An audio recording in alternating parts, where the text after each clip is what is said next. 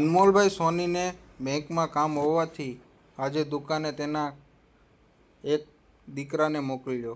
સુખી પરિવારનો એકનો એક દીકરો હોવાથી વધુ પડતા લાડમાં ઉછેર થયેલો, જેના નાના મોટા સાથે કેવી રીતે વાત કરવી, માન સન્માન આપવું તે સમજણ હોવા છતાં તે ગમે ત્યારે ગેરવર્તન કરી લેતો.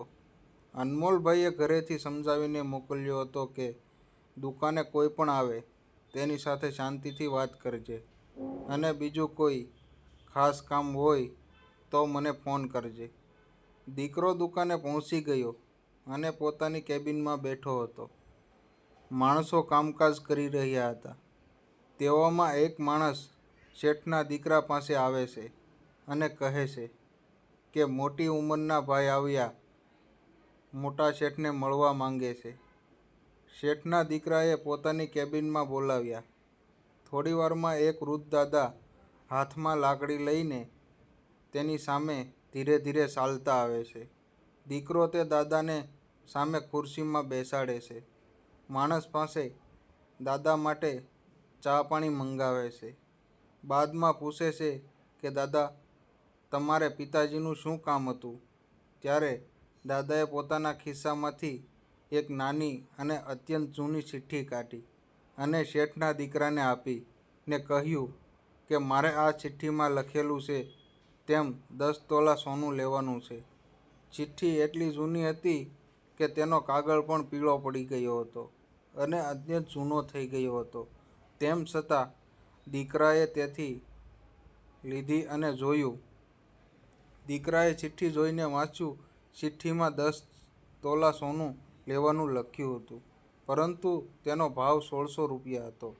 આ વર્ષો જૂની ચિઠ્ઠી જોઈને શેઠનો દીકરો ગુસ્સાથી લાલ પીળો થઈ ગયો અને કહેવા લાગ્યો કે તમે 50 વર્ષ પહેલાં મારા દાદાને 1600 રૂપિયા આપ્યા હતા, ત્યારે તમે કહો છો તેમ 1600 રૂપિયા ભાવ હશે, પરંતુ હવે તો સોનાનો ભાવ 50,000 છે, તો આ ભાવમાં તમને સોનું મળે નહીં.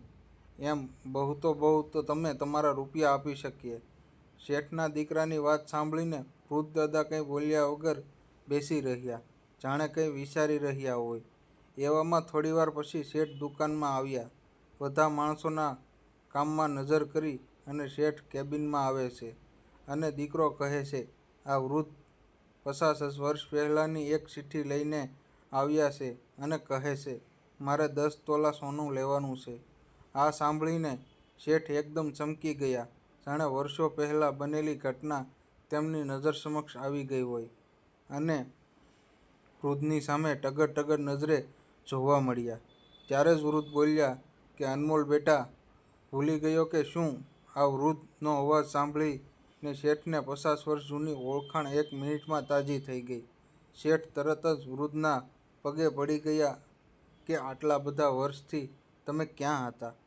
તમે શોધવાની કેટલી બધી કોશિશ કરી. કેબિનની ખુરશીઓમાંથી છોકરાને ઊભો કરીને વૃદ્ધને બેસાડ્યા.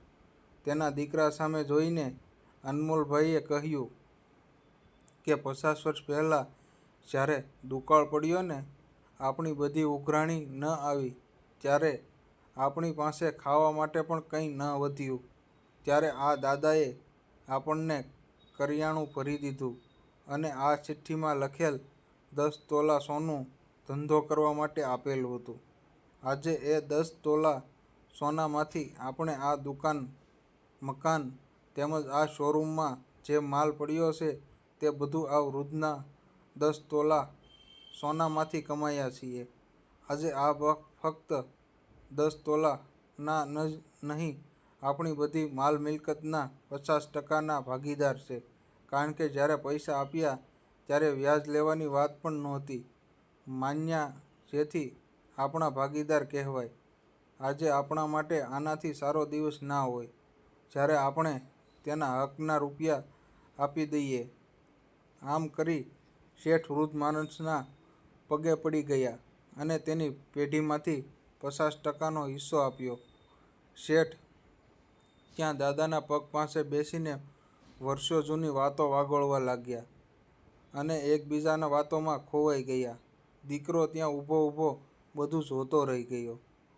તો મિત્રો, આ હતી આજની આપણી એક નાની એવી વાર્તા, અને આ વાર્તાની અંદર આવેલા નામ, પાત્ર અને ઘટના ફક્ત કાલ્પનિક છે. તેના કોઈ વ્યક્તિ સાથે સંબંધ નથી. ધન્યવાદ મિત્રો. આ સ્ટોરી સાંભળવા બદલ આપ સૌનો ખૂબ ખૂબ આભાર.